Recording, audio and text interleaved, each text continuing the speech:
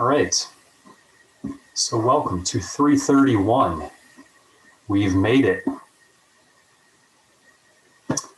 From the rest of the class, pretty much from this point on, you should probably all just be bagging up headphones or having headphones with you.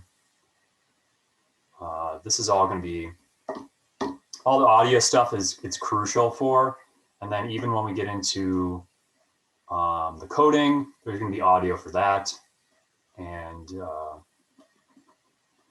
working with headphones allows you to work spatially.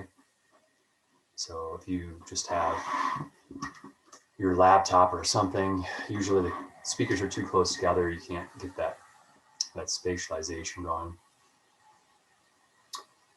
So yeah, today we're going to be checking out this lecture. I'll break that down.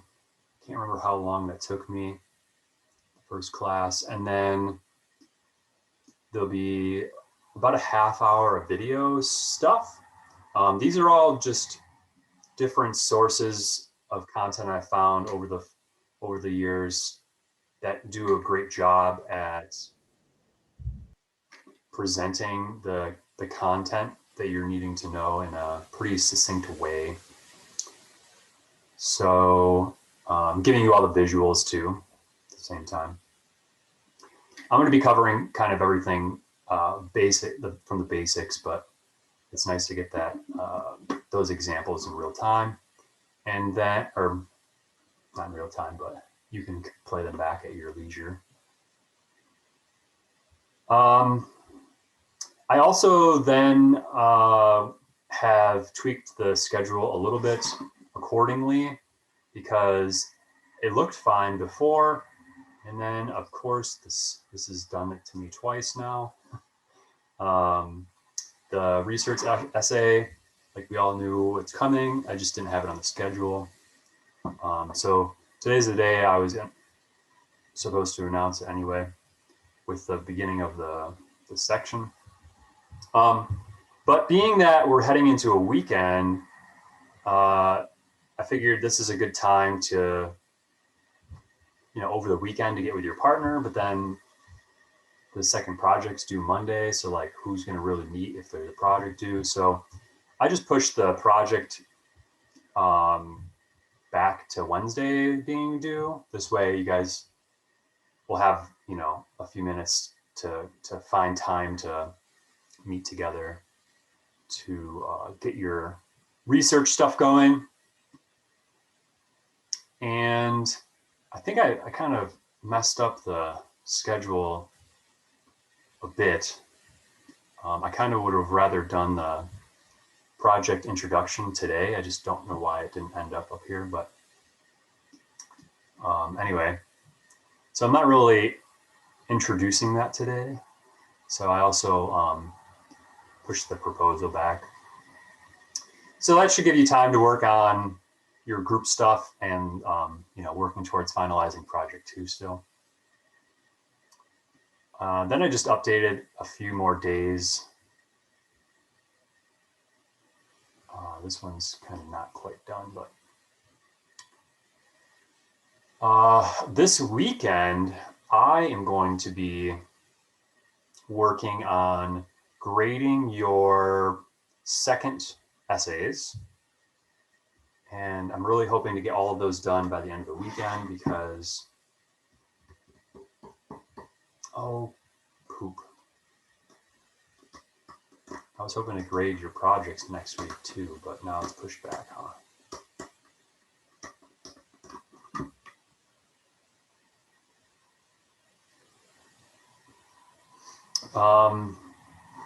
Anyway, that's my problem to deal with. So yeah, over this weekend, hopefully you'll be getting email with your Word file with notes. I'm going to try to give ample amount of notes. I don't think just for the sake of time, I don't think I'll be calling out like everything that I see. If it's like repeating kind of errors or something. Just the first instance of stuff that I see, I'll give you notes on it. so you have some context moving forward. And then you should be able to use that feedback to make any tweaks for the second one. And then, or for the third essay. And where are we? That third one will be due on the 14th, so there's tons of time. So a couple weeks. So yeah, I'll be getting through the essays, hopefully getting those back. And then I'll just update the whole rest of the schedule because I'm kind of sick of stumbling on last minute things that I didn't realize they were messed up. So I'm just going to finish that. What else?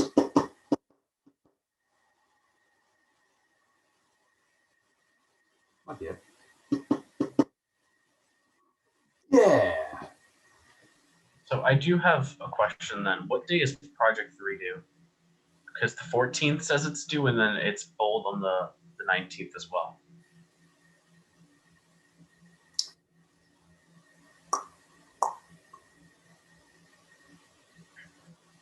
Oh, right here, you mean? Yeah. Yeah, I just have to move this. I pushed everything back today, and I guess, yeah. Okay, I just wanted to make sure. Yeah, thanks. It's always this work in progress kind of thing. Every semester the dates change, and you know, that whole Shazam. Not just dates, but like we don't have a spring break now. What does that mean? So, okay. Lecture 3. Everybody calm down. I know you're all excited. I think I've mentioned this a lot, but as I'm doing these lectures, it's good to take notes. But what I might not have said specifically is what I have found in my studies was just using the sketchbook is really great for that, because then it's all kind of bound in one spot. And down the road, if you forget things or you're looking up, you know, you're diving back into audio for some reason, or later on we're diving back into code, you know, you have all that stuff and you know where it's at. So it's a good way to go about it, I think, having it all in your sketchbook. So this is just going to get us primed and ready. I figure there's probably a good half of you that have done audio before. And then, you know, some of the people that haven't really done audio specifically have probably done video, which is based in time as well. However, this is all going to be kind of situating you guys with these basic components that we're going to be thinking about. And this is taking forever.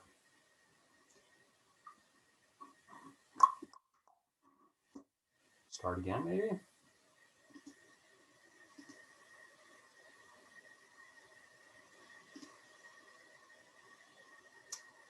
Mm-hmm.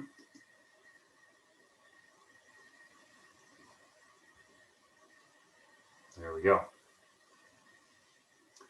So yeah, different terms and things. Also, probably worth showing real quick, even though I just got there. I do have the vocab for audio still linked. And this is going over all the stuff that I'll be covering in the lecture as well, you know, in a more defined way, but also some other stuff. So if you're, especially if you're new to audio, I'd go through and read these. I mean, it'll take you like 3 minutes or something, right? 5 minutes. Get you kind of situated for the different terminologies. So going back.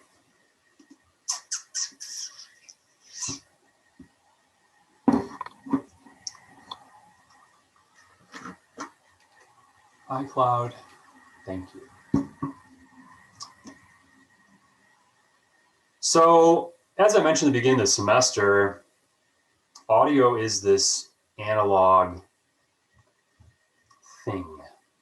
It exists in real space, right? So this technical term that is used for audio and in terms of how it's transmitting through space is propagating, because it is a wave. And waves do push and pull. So just similar to, like, if you think about a wave coming up onto a beach, you know, gets pushed back a little bit before it gets pushed forward more. So we'll kind of dive through what all this means, but I want to revisit this notion that even digital audio, right? Things on the computer that we're playing back and we're actually hearing, anything that we hear is analog. So even though it's a digital audio file, it still relies on analog speakers to push that through to our ears, right? So anything that can act as a medium. So this could be from oxygen to, you know, lead to sand to water, right? So I was telling the first class, I'd kind of like to find a documentary more on sounds and acoustics of space, you know, to see how it contrasts. Since there's a lack of gases to the most extent. So this page here, this language is probably everything that you really are needing to know for this whole section in a snapshot. So the way I situated it, I think, for the first project was talking to you guys about how a great painter is someone who really knows their brushes and their paints. And that's the same premise here, right? With really any medium, is knowing the technical components, but also your tools. So all of this stuff here is really the nitty-gritty bits that we're working with. You know, pixel pushing these values of digital audio, and having an understanding of these things will help you build out the project that you're going to be proposing. The largest thing that I find students have problems with, and I don't know why, so I'm highlighting it here. And this is for people, obviously, who are new to audio, is not everybody always understands what stereo versus mono is. Like, I've covered it, you know, I give out vocab, I cover it in this lecture, I talk about it during our exercise. And then in the past, I'd give all these quizzes, right? Like vocab quizzes on audio, and 25, 30% of people get that wrong, like what stereo audio is. So I'm hoping to just kind of bring this up so that you really focus on, if there's anything you take out of the class for audio, it's like this notion of what stereo is and how do you get there, and why we're using stereo versus mono.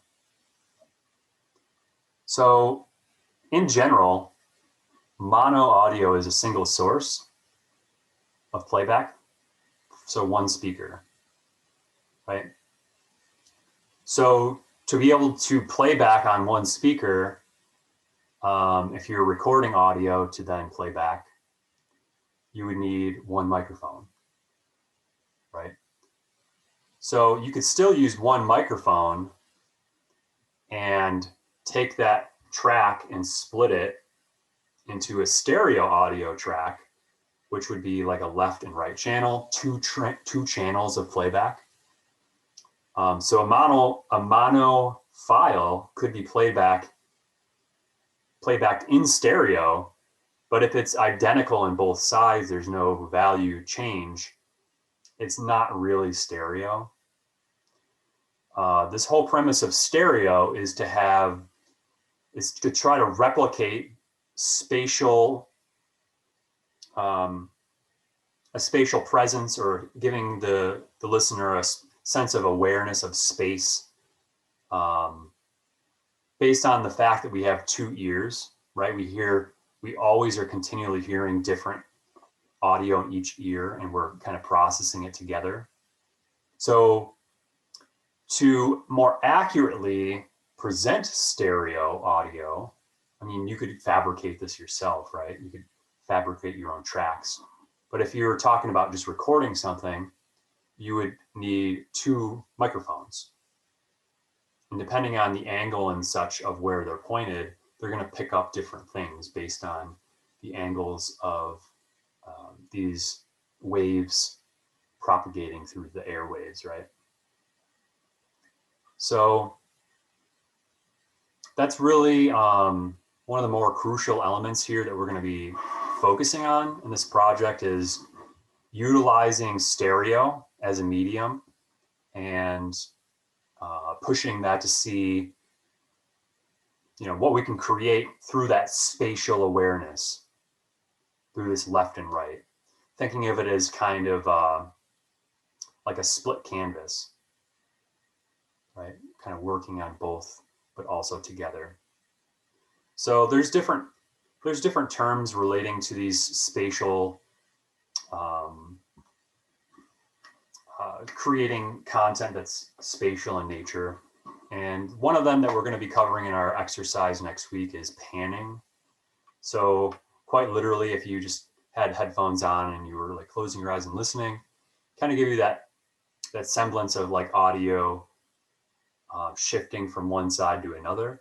And in reality, that's just the audio on one side starting at 100% and shrinking down to 0, while simultaneously the other side is starting at 0 and going up to 100% in volume, right? So you can think of it as like both of them moving in sync with one another. So it's really important to grasp this logic of stereo, because we are going to be using it.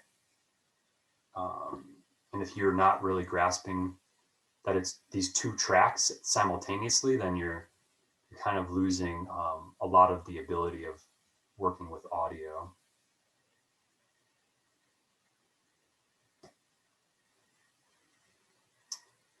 So just checking any other notes here. These other tonal qualities, they're all things listed on the sheet, and all of these videos are going to be going over them in detail. I have a few slides as well that cover each of these and the basic sense. So we'll kind of get an overview of them all here in a moment. And I already kind of dropped this a minute ago. What is digital audio, right? Well, it's really anything in the computer. It's ones and zeros. It just depends on how you got that audio there. Are you bringing it in from the real world, right? Or are you generating it on the computer? So there's these two different forms or standards of how you would arrive at digital audio. So either something is sampled, like a microphone, right? Or you plug in a guitar and you record that input.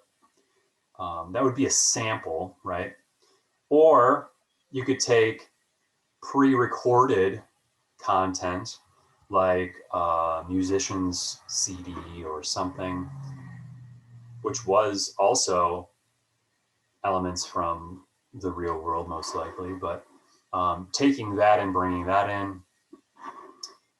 Whereas MIDI is this other platform that it's basically like a coding language giving instructions to execute sounds. And the most logical way to think about MIDI is with a keyboard.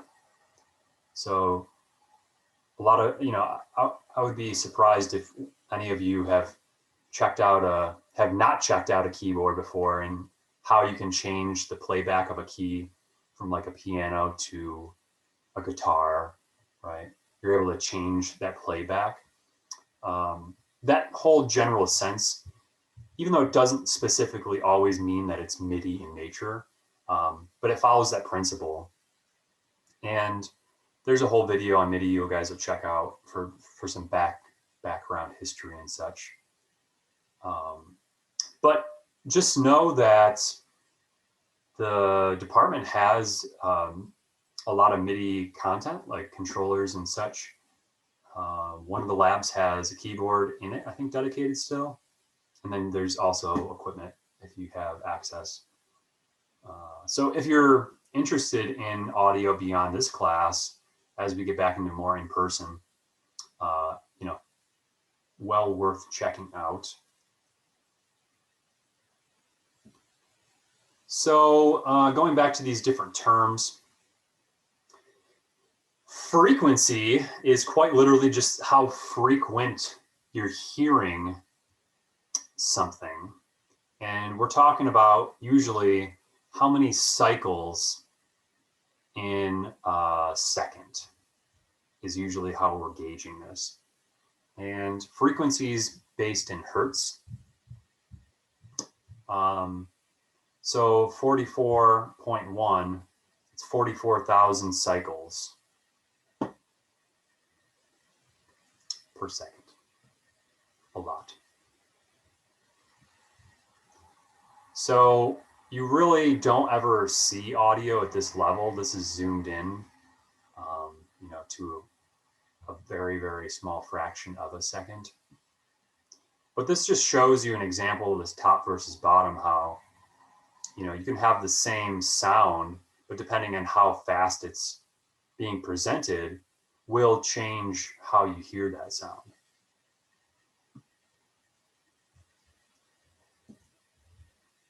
Then there are different types of waveforms, and this is more so getting a visual sense, if we're talking about visualizing a waveform, and how what we're hearing can kind of relate visually, or vice versa. So, and again, this is very zoomed in, and they will all have different sound effects, tonal qualities. But each of these different types of sound do actually relate a different feeling, right? And just using that general sense of how, I want to generate something soothing in my project. Well, you're probably looking at things that are more smooth, right?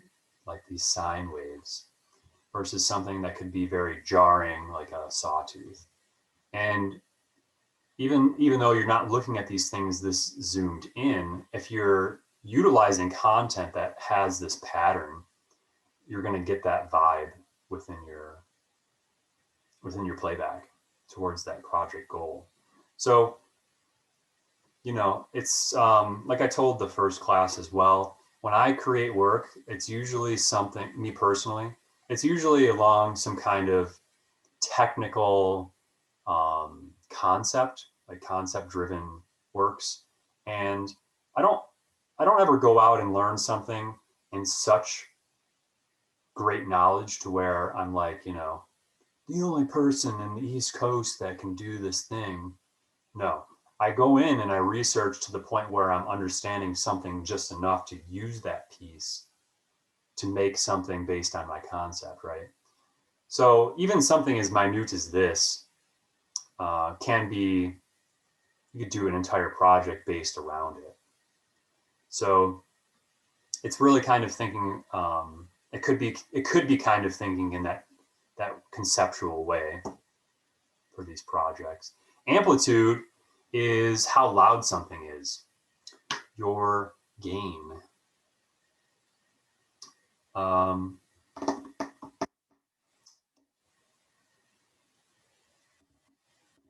measured in decibels. We're going to talk about the decibel measurement here in a moment, because that's also another technical factor that builds into amplitude. So the thing here that starts to bring out some questions, perhaps, or if you haven't noticed, we have this 0 point here, right? And it looks like if we were to continue this line out, this kind of 0 line out, we can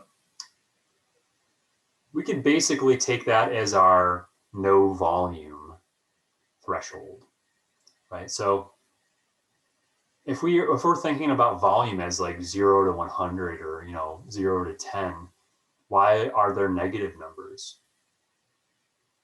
Anybody have a good answer for that?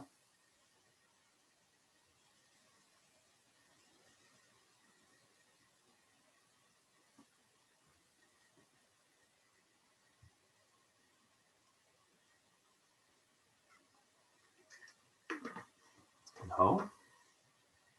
I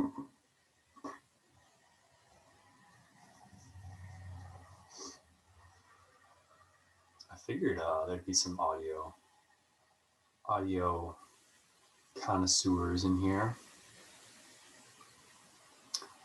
So this is basically, you could think of this as how a speaker reacts.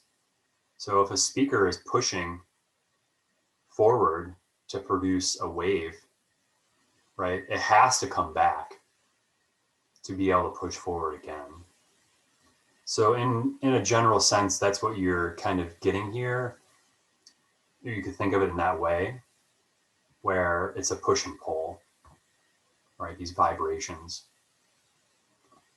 And obviously, the harder you push, the quicker you push, you're getting that louder sound. And as I said, we'll talk about gain here in a second. Modulation is just kind of like an effect you can apply to audio. I haven't used it a ton myself, so it's kind of hard to relate. There's just an effect or a couple effects maybe in there that we can do. And I do have a note here.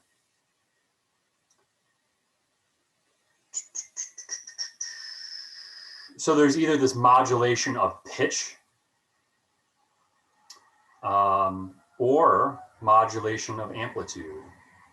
So you can see like the highest point here actually shrinks. So our amplitude, our volume is also kind of in its own wave, right? It's taking something and pushing and pulling it based on parameters.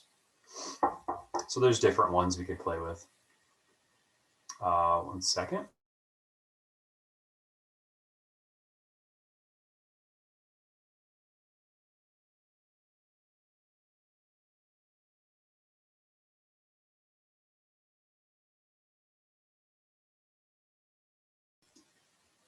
Kids.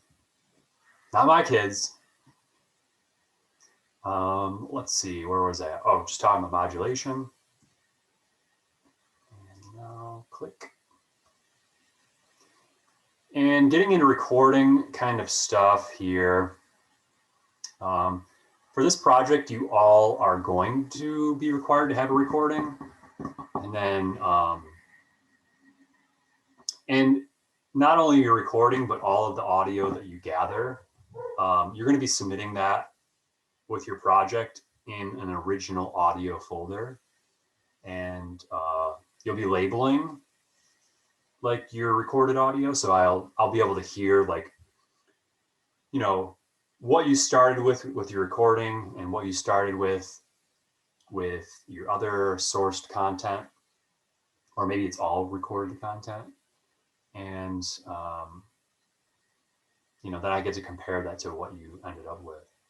And so obviously, most people probably are just going to be having access to either their computer or your phone. I think some of the newer phones, the newer phones definitely have like stereo playback. You know, like if I'm watching a movie on my phone, I can have like a stereo effect happening. So I think that they also can record in stereo for videos. I'm not sure specifically if you're just doing an audio recording, if that's stereo or not. But point being is that the microphones are so close together that they're basically going to pick up the same thing. If you wanted to go for more of a stereo recording aspect without having access to the computer, you know, the equipment room, you could always do two phones. Just borrow somebody's phone for a few minutes and you set them apart and you just have a clap or something to kind of sync things up in post. And there you go. There's your two recordings for stereo. So usually stuff ends up being in a mono track, and then you put multiple mono tracks together.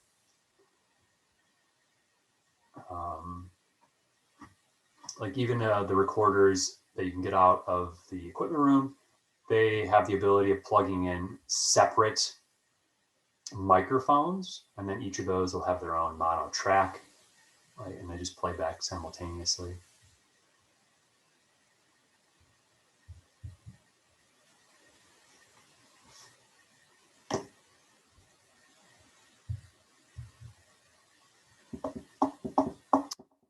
So I think I already mentioned this a little bit. The stereo effect is just replicating what we would naturally hear as a human or a can, right? Because it's two sources or two microphones would be playing back. But you can make up this stuff too, right? You can make up whatever you want on each channel and play that back and create a stereo effect through that. So the illusion of stereo is really when you're contrasting both sides against one another.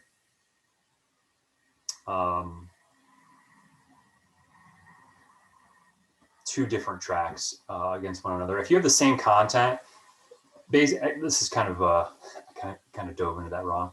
If you have the same mono track and you split it apart, I already said this, but it's not really stereo unless you went through such great lengths to modify one so that it's dramatically different. But in the end, you're still starting with the same source. So does it spatially sound different? I mean, probably not. It could sound different, but spatially. So there are different microphones as well. So if you have interest in learning more about audio and recording, there's a link here. If you do start to get more serious about it, Mike Boucard is your go-to. He's a professional. He does stuff for movies, sports games, all that jazz. And he works in the department full time. So what I really recommend is if you just have a general interest in like being able to understand audio and use it, and down the road you're gonna help somebody make a commercial, or you're gonna help somebody make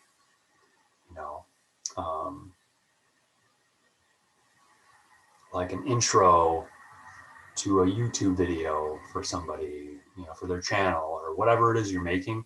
If you need to have a general sense of recording to make that content, I think it's really fun to just take out a recorder and a couple of different types of microphones just to see how they pick up differently. And that process can help like gathering the content that you're really looking for.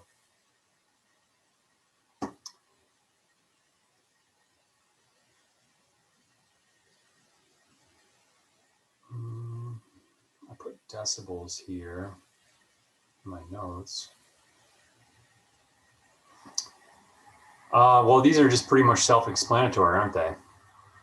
I think has anybody had a class where you had to do a sonic landscape?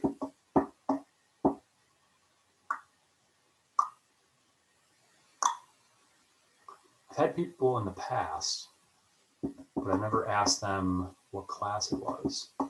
Because as far as I knew, this is the only class you kind of start audioing, but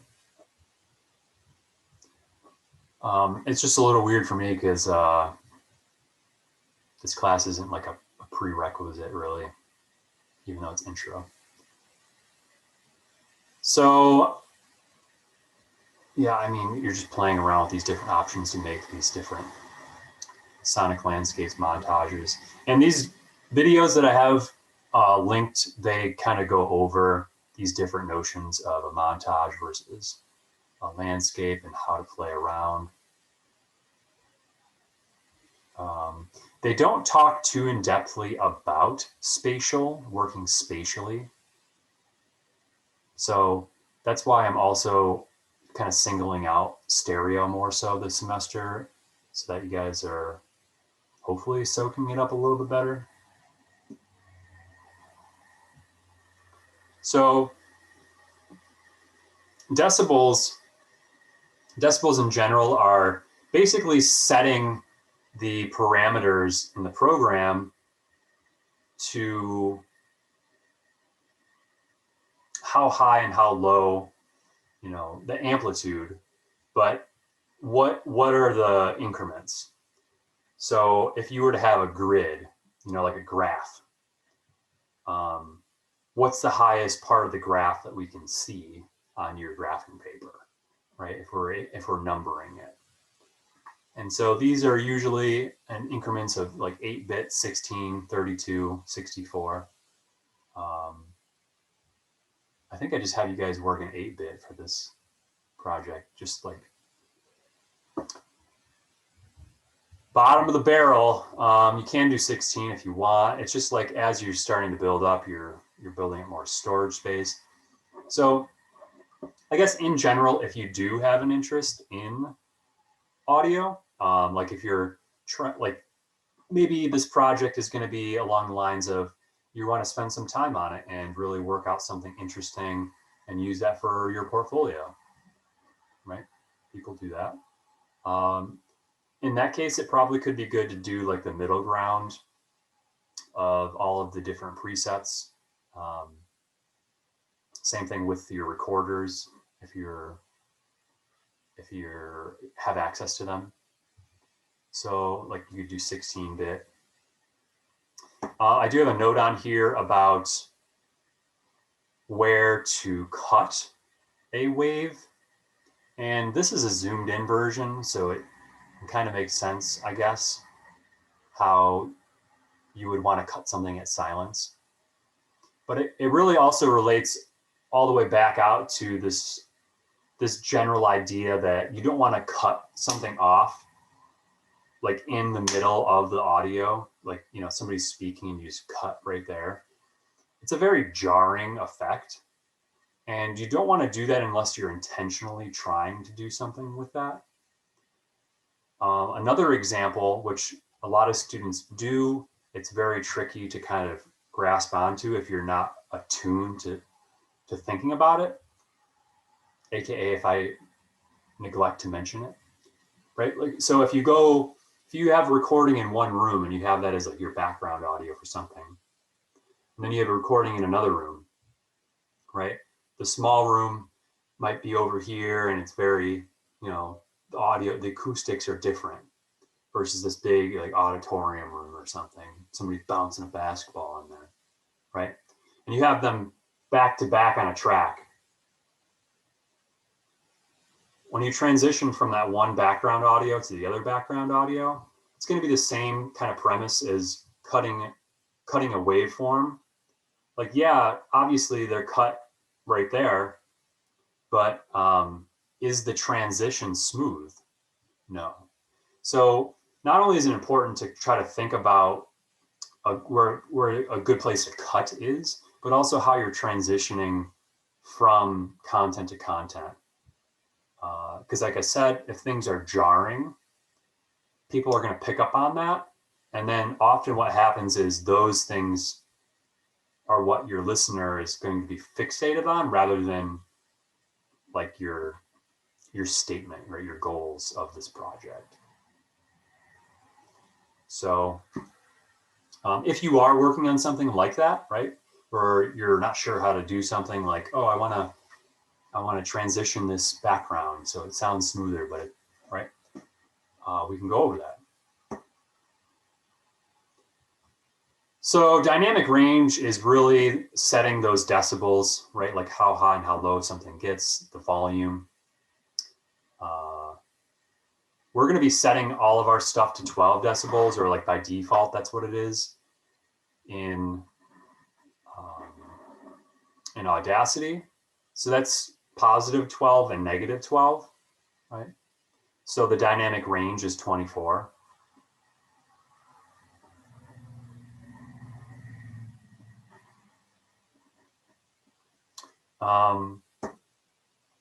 Here's a really great visualization of the digitization that goes behind the scenes to get the content into our computer. The waveform literally is just the volume, right? Like I'm talking right now, and the high points are going to be high, and the gaps are going to be shrinking down to being lower. So we pair that up, that general sense of fluctuation of volume, and with this sample rate. And this is literally just how many times per second are we getting that number of where this is lying on the graph, right? So you can see here, this is the second, third. So between the third and fourth lines here, you can see that it's sampled before and after this really low point, but it's not actually really knowing exactly where that low point is.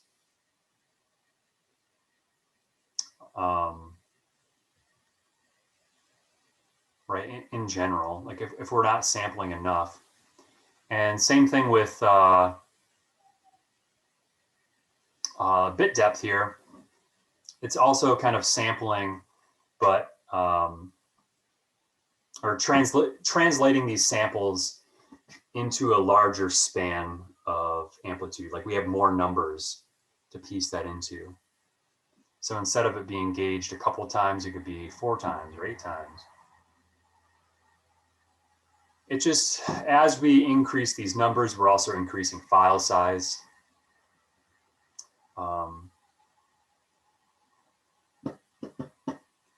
something else in my head. I keep getting distracted because I'm sitting here like I'm starting to get a warm head, you know, like headache. And I'm thinking, oh, is this my reactions to my shot? So I keep thinking about that. It's interesting. So here's a visualization. I mean, it's words. It's not really a visualization, but like a stack up, right? So you can kind of get a sense of how things are in conjunction with one another. In terms of the sampling rates. Is this sampling rates? These are frequencies. So whatever, either way. This is still accurate. So 8,000 hertz is going to be for walkie-talkie, old telephone. And by old telephone, we're talking like before the Cat, like Cat 3 cable that you just plug in, right?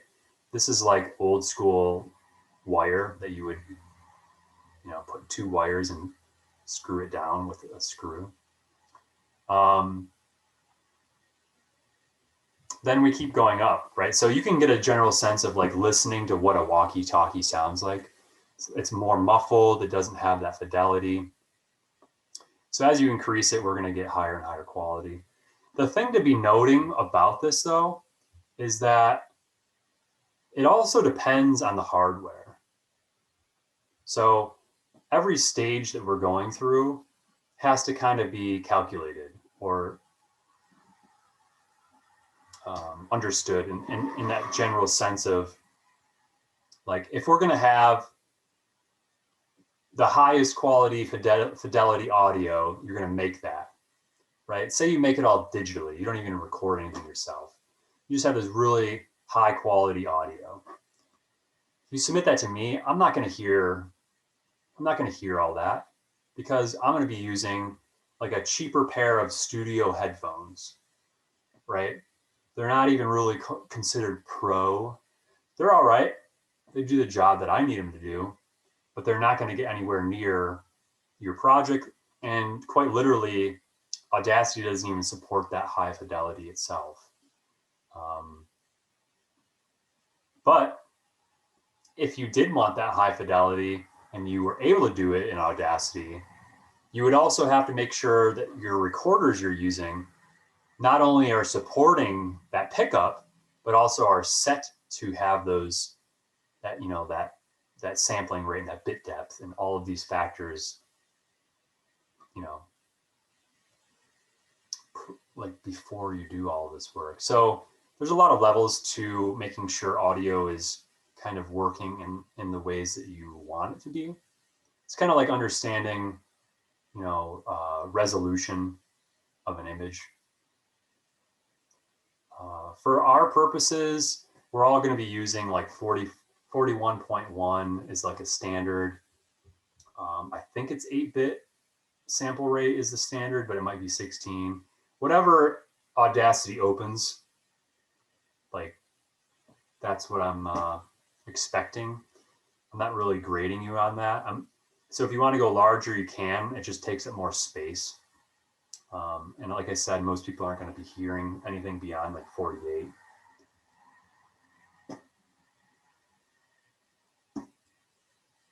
So here's a kind of a visualization.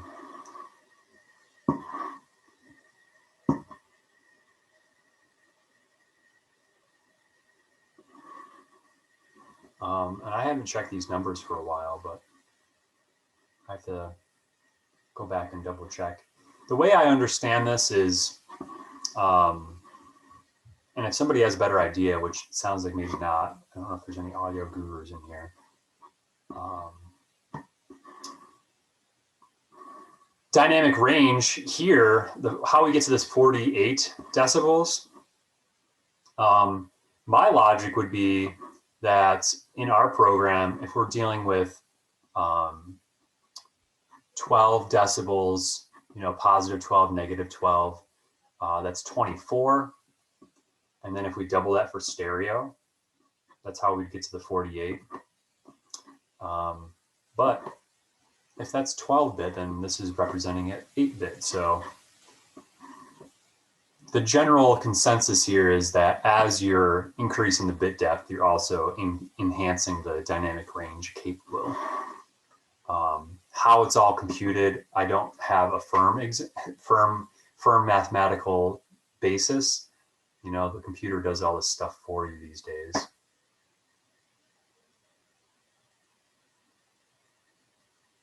One interesting thing that you guys might find, and this is, you know, in terms of like if you're interested in audio kind of artistry and, you know, exploring that space. A lot of older, this is something I learned at Squeaky Wheel. There was a visiting artist and they did work in this realm. A lot of older DVDs, when you rip them to a computer, they often had, apparently, I've never done it, apparently they have, sometimes they're not mastered, their audio tracks are not mastered or mixed down into like a single stereo track, or you know, like surround sound track. But literally they have every single piece of audio still remaining in all of its layers. And so some of those old DVDs, you can rip the tracks and then you have, you know, like just dialogue of Arnold Schwarzenegger or something. None of the background stuff, you know, nothing. You can use that track however you want then at that point, right? I don't think that places make that mistake very often nowadays, but it's an interesting thing to be thinking about. Like, where are you getting this content from? Oh, and also, if you guys have discs and you want to get content from them, obviously you can look it up online, but I've got a pretty easy way to do that. So you can just ask me. So in the previous one, I said, I think Pro Studio is like 40, 48. Either way, definitely 96 is, but this is the more interesting thing to be looking at. Just like as we're increasing the sample rate and the bit depth, like our file size is jumping up. And these numbers are small right here, but this is only 1 minute of mono. It's not stereo. And I've heard this in my mind a couple times, so I'm going to bring it up. Somebody's unchecked. Yes. So beyond stereo, another very common audio format is surround sound. And yes, there are artists that do surround sound mixed tracks.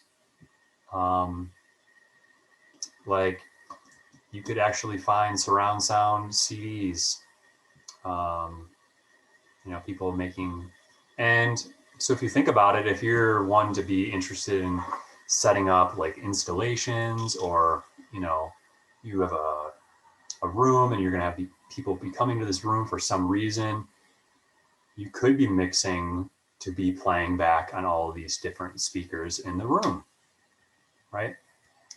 So it's definitely worth keeping in mind. And surround sound itself,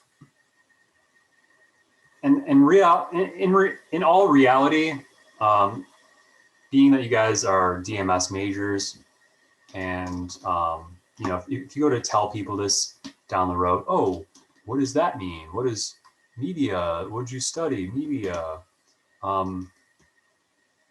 Most likely they're going to be expecting that you can help them hook up a TV or a stereo system, right? Like, I mean, if you're going through these 4 years of school, this is kind of something that should just kind of come naturally after this process. So I'm going to try to find you an example that's more easily understandable.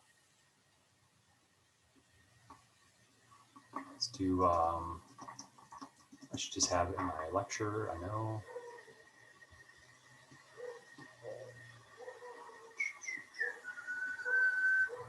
Wow, really? I found better ones before. Oh, yeah. There we go. So, as you can see, this would be a standard living room, right, TV.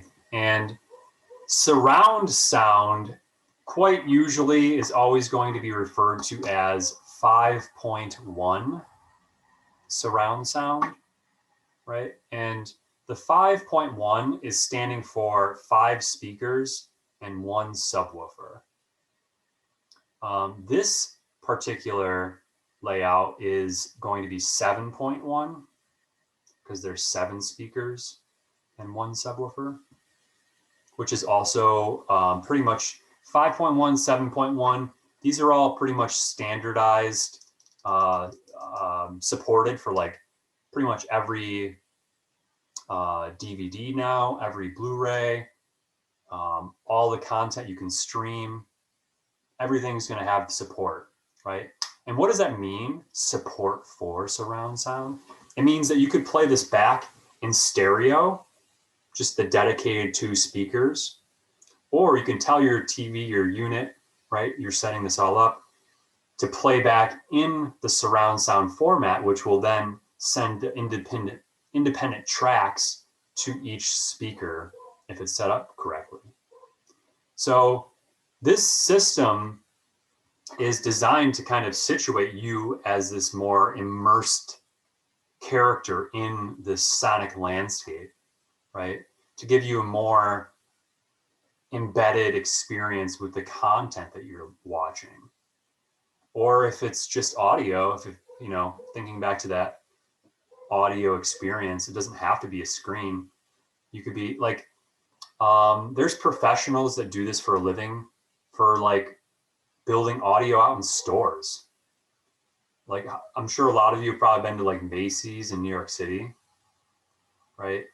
That kind of atmosphere is not made up just on a whim from just random, like somebody threw some speakers in. They've spent a lot of money designing the system and getting it to where it's, you know, cohesive and soothing to the people in the atmosphere. So most usually the center speaker is going to be like primarily dialogue. If you're watching like a movie, the back ones are going to be things like off the screen, like your stuff you're not seeing, right? Somebody's coming up behind you, or there's birds chirping in the distance, right? This is kind of like background audio, quite literally. So if you go to a cinema, you're going to usually have speakers on the left and right as well. Sometimes there's even more than one on each side. Sometimes, you know, it depends on how big the theater is. So this has been a standard for many, many years, right? 5.1, kind of this notion of surround sound. 30 years, something crazy, right? It really hasn't changed. Technology in the production of speakers maybe has improved, but like the layout has been pretty much the same. IMAX, right? If you guys have ever been to an IMAX theater, their whole campaign slogan idea, right? Their way of being is trying to be more immersive, right? The most immersive movie experience. Well, what does that mean? Well, one thing is they're amplifying the use of speakers to make it more immersive, right? If 5.1 is more immersive than stereo, well, then there's got to be something more than 5.1, right? So for many years, IMAX has been experimenting with putting speakers behind their screens, even because the screens are so large and the screens are like a mesh. So the audio actually comes through, passes through the screen, create a more immersive atmosphere.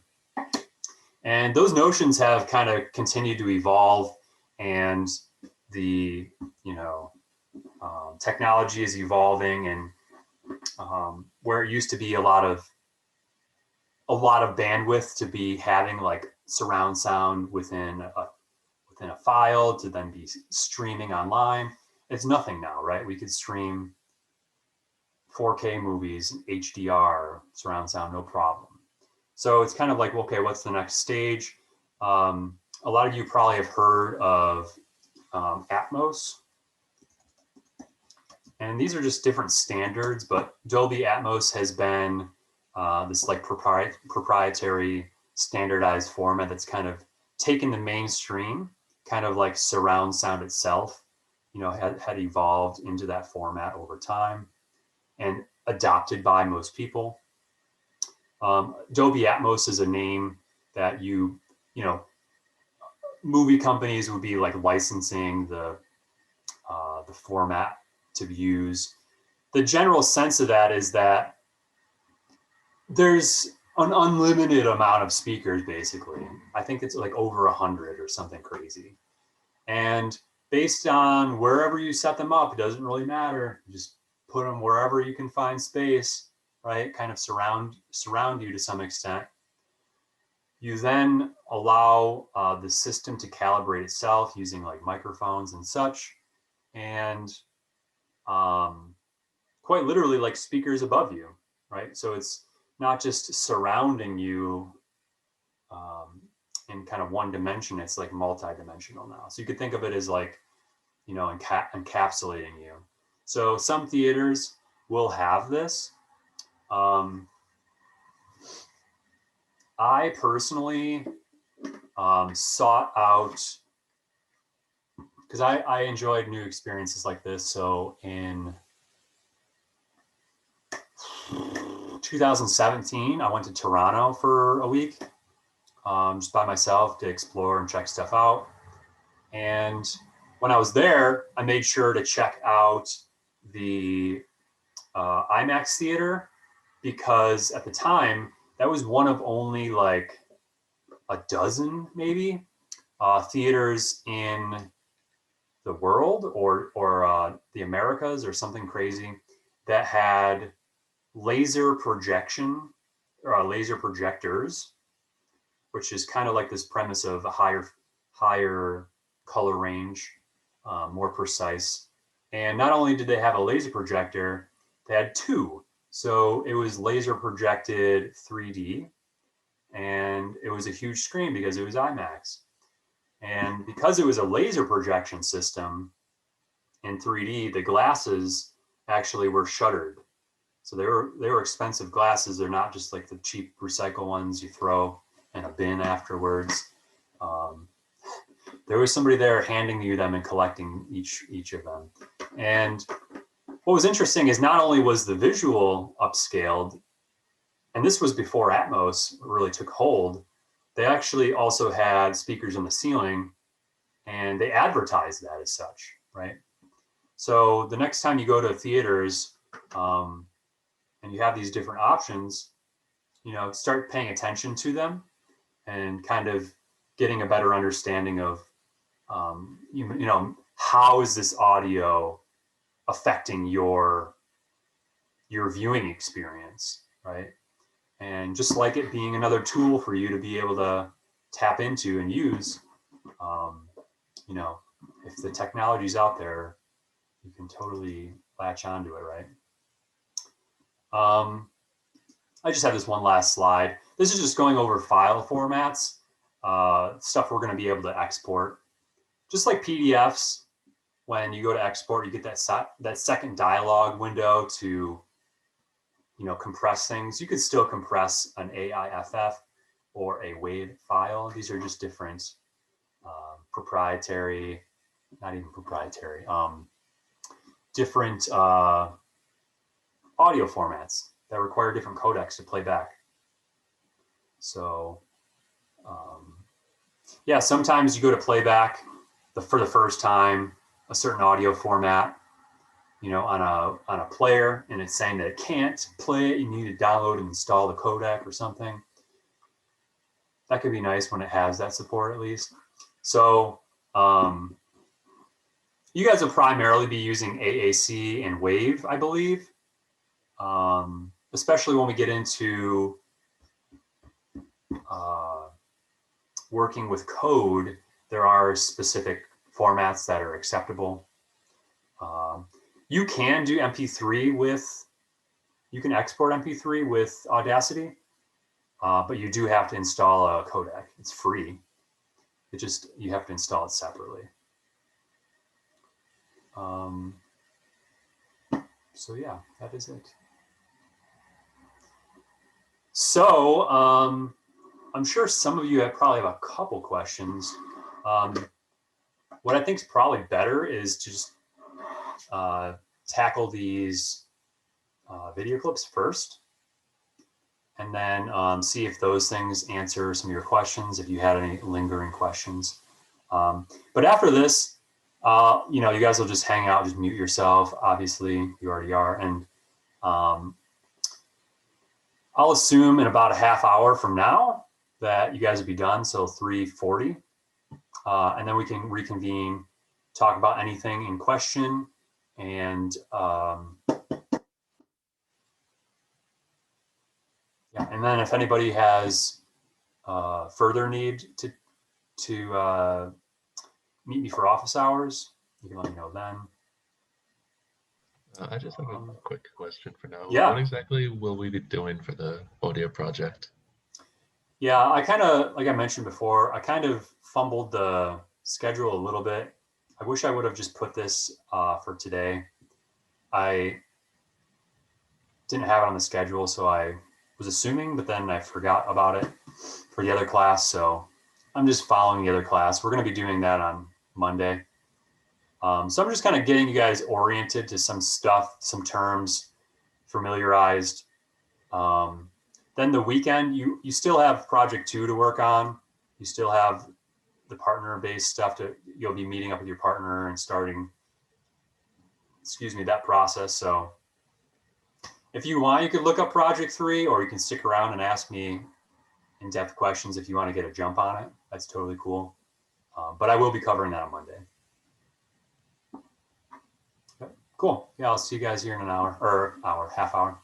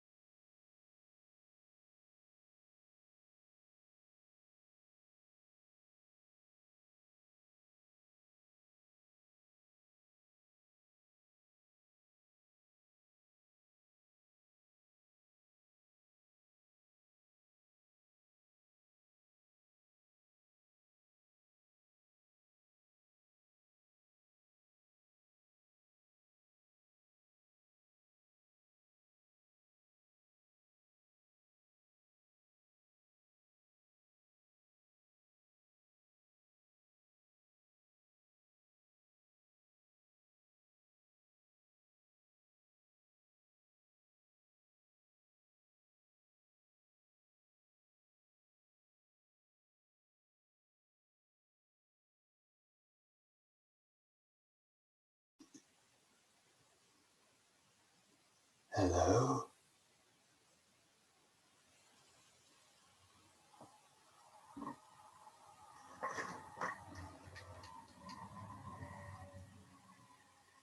How's my timing?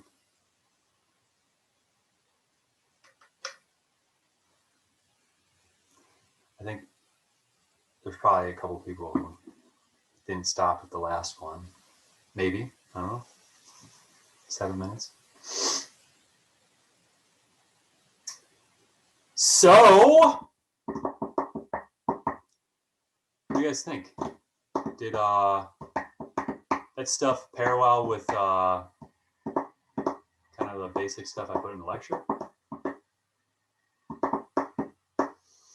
I used to just show it like one after another as I covered it in class, but it's kind of weird to try to present video where, you know, remotely. Anybody have any follow-ups? Any thoughts?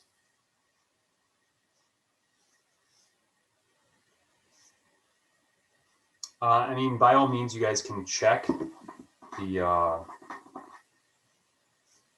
know, if you're getting close to being done with project 2 anyway, you know, maybe you're planning on that. You'll have time this weekend to do stuff and get started on project 3. The one thing that I would say is just start gathering. You could start gathering content, or even start recording some playful things to be playing, you know, to be modifying. The thing about audio is I'd urge you guys to think about audio not visually. So if you're, you know, going to be sourcing stuff from a video, for instance, don't be looking at it or close your eyes even. It's a good practice. But yeah, in terms of like trying to start gathering stuff, maybe you'll have to have a general understanding of the project so you can go through and read. It's really along the same guidelines as the first 2. I'm not even restricting it to be anything in particular. It's like, what's the concept you want to roll with and roll with it? If I had to give you it in a nutshell. So you could really just go out and start gathering stuff, and then based on what you have, make a project with that if you want to do that approach. So should be pretty open. Do you like have any examples of past projects, like what you're kind of looking for in the completed project? That's a good question. Even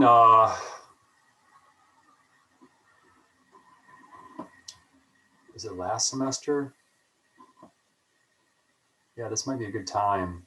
Let me write a note down.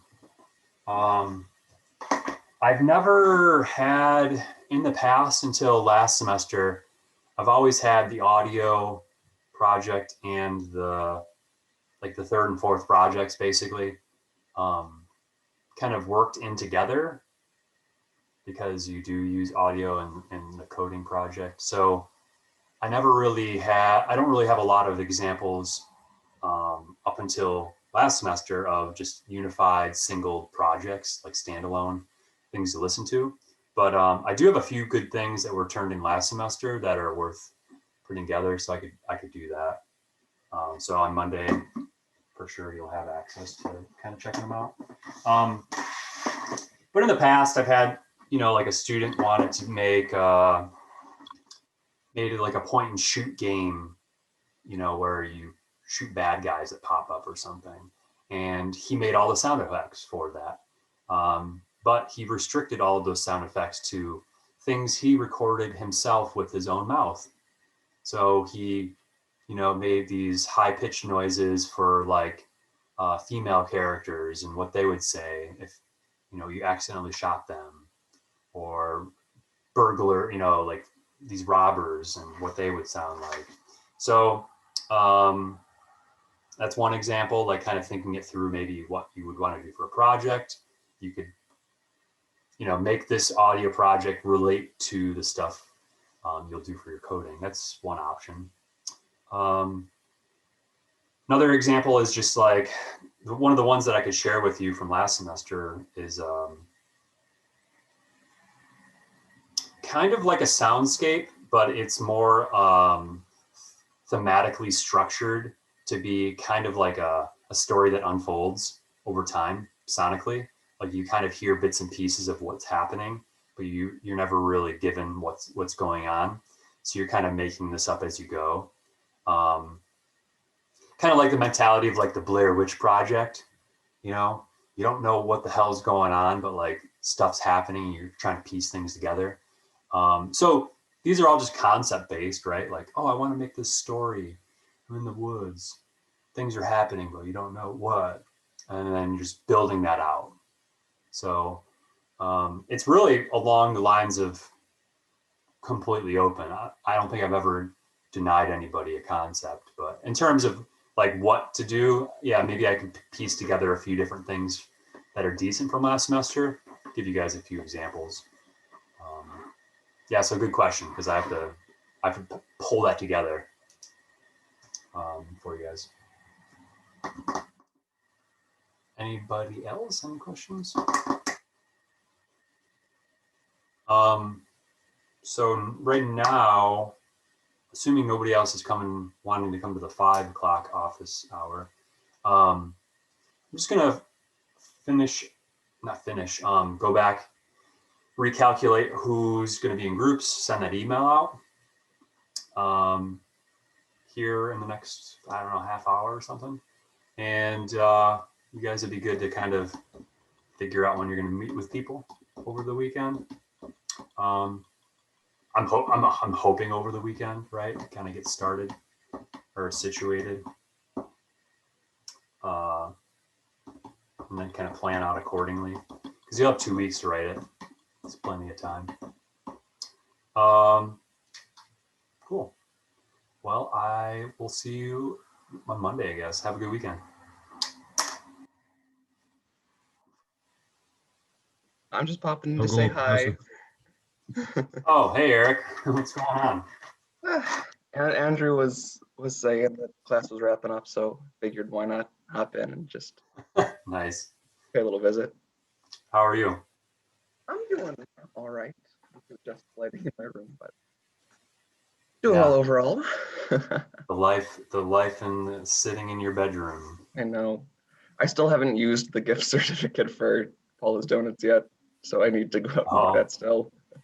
I don't think they have an expiration on there, right? It expires at the end of the year. Oh, they did put one. Yeah. Sons of bitches. They got me. But... Yeah. Next time I'll have, if somebody offers that up, I'll be like, hey, could you please make it like a 5-year voucher? Just something. Can it be for like 3 dozen donuts instead? Yeah. Well, that's all they offered me was 3 dozen. So whatever. You take what you can get. You take what you can get. Right. So no, yeah, I'm doing all right too. Just had my COVID shot today.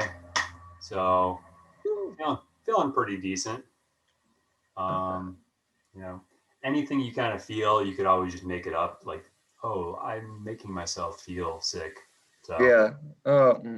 I need a shot now. What's that? I need a shot now. And this is sort of thing. Yeah, no. As soon as I heard, my dad told me, like, oh hey, because he's like, you know, the newspaper dude, you know, like checking in with news and crap all the time. He's like, yeah, it's 30 and older now. So I'm like, oh, good to know. And then he went and started digging by himself and found a local thing today, which is the first day available of 30 and older. Right. And I was like, yep, signing up. Sooner I can get out of this hellhole lifestyle, the better. Definitely. Which shot did you get? Pfizer, Moderna? Moderna, which I think is the only thing offered in Chautauqua County, but I'm not for sure. If I had the option, maybe I would do Pfizer because I think it's a better. It's not much of a difference between Pfizer and Moderna. No, I know, but I also have Pfizer stock, so you know, you gotta buying into some of my own stock there. You know? Valid. My second shot tomorrow. It's gonna be fun. Yeah. Are you sure though? Yes, I am sure. I do get it tomorrow. Yeah, you show up April Fools. Yeah. Oh, not like last time. I hear the second one's the one you get a little inflamed with, but Yeah. you I just got gotta class tomorrow, so it works. you just gotta get your cozy up materials, you know. Yeah. Get your Just grab my dog. candy spread out and your hot chocolate and Put canned on a good soup. movie. Yeah. Get your sports drink. Sleep. Yeah. Yeah, it should be good. Yeah, so hopefully we'll start opening up a little bit more. But yeah, Eric, thanks for stopping in, saying hello. Yeah, I'm of gonna be course. got to do some more stuff this semester. I took out quizzes and substituted essays in its place. Honestly, I'd rather write an essay than take a quiz. It's group Well, essays. Oh, never mind. I'd rather take a quiz than write a group essay. Yeah, I mean, I think that's the consensus is like, yeah, I'll write an essay. Like it's just like current event kind of thing. Like go out and find something relatable and Right. learn something that you're going to be using towards your project. But yeah, then the conundrum is like pairing people up at random, and but I think that's really crucial, even though it might be annoying because like nobody gets any social time right now. I mean, that's kind of like what I'm doing right now. I'm going to be transitioning actually from computer science into media studies major next semester. So, Nice. Hooray! But right now I'm taking game design with Dr. Pate. So it's all group project focused stuff, and so it is nice to have that forced social interaction from time to time. Yeah, it's just something to kind of look forward to in a general sense. Like it's like other people kind of hold you accountable, or Definitely. or something like that, or whatever. It was nice last semester in my studio course. I mean, granted, it was all semester, but it wasn't bad. Yeah. You find right now the group essay thing is hard in what sense? I mean, I know the first one was kind of off the wall, but Not that it's hard. I'm just not fond of group work as a general statement. So yeah. Yeah, I the first one I threw at you guys just kind of like do whatever you want, and a lot of people like harassed me about that. I'm just like, what? Just do whatever you want. why? I don't know, but I've had semesters where I've had every single student that gave feedback was all positive, right? Like barely any negative anything. Yeah. And this semester, I didn't even suggest anybody give feedback, but I got 5 comments and all of them were all completely negative, nothing like positive whatsoever. Yeah. That's terrible. Yeah, so it's like, I know it's a sign of the times as well, but like, There's always going to be someone that complains. Yeah. Yeah. I don't take it to heart because I know there's a lot of layers to it, but yeah, it didn't help the first week I had a death in the family and threw everything to the wind kind of thing because everybody shot me down for it. How dare you have a death in the family? It's all your fault that it happened. No, it's not. Wait. Well, that's not according to, people that complained. So, well, I think you're doing a great job. Yeah, I think it's going well. I haven't read the essays for the second one yet, but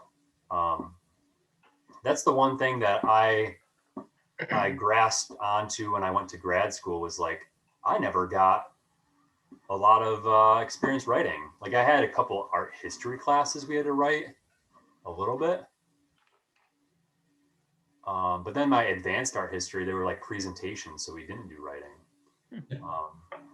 So yeah, I think like that's one thing. I don't know, at least from the first essays I got, like everybody kind of flopped it together real quick and it wasn't too well structured. So hopefully, hopefully there's a learning process through it that helps. So the thing that I find the most interesting, I wrote it in my like teaching philosophy that I'd write, so I built this whole concept out through writing that. And Eric, you probably have no idea what I'm talking about. So you do this research and then with other people, and the research is based on both of your projects, something that overlaps them. So there's already that kind of intermediary, which isn't too far-fetched. But then whatever you do, that research, you keep that in your mind. And then when we come together to talk about sketches, right, like what we did, you present for somebody else, right, the same thing. Interesting. You present their work, right, like, oh, what they're doing, which I think we did. Right? We didn't do much of, I mean, because I think, at least from what Andrew's saying, like this semester has been a lot more focused on like breakout rooms and stuff like that, which we weren't really able to figure out over WebEx last semester. Oh, the beginning, right. Yeah. And then, yeah, something to do. I think we had breakout rooms on Zoom. We had a few towards the end, but yeah, I don't remember. Like with how project 1, project 2, we didn't do breakout rooms. It was kind of more of a group discussion. Yeah. So kind of meeting up to talk about stuff, and then you present for your partner, which I've always done in person, which is cool because then you're kind of like on the, you're tasked with like really understanding the other person's project to that extent. Yeah. So not only relating that to the class in a concise way, but then, and whatever that project is about, which is completely not something you've researched, but then one of my requirements is to take the research you did and apply it to their concept in a way to give them a suggestion. So it's kind of like on the fly. You don't really have a ton of time. You're kind of just spitballing a little bit, right? And I think that also, when you're under that kind of that light pressure of like trying to come up with something, sometimes your brain works in new, interesting ways and it normally doesn't. So you spit out something random and it actually sticks. And that might spark somebody else to think about something differently. Exactly. So it's kind of like this effort of getting a little bit deeper into kind of communal feedback. Nice. So and this is on top of as well, like the Facebook posts and stuff like that. Yep. Okay. Yeah, just kind of like, it's kind of like that kind of mashup. I keep calling it. Oops. Go ahead.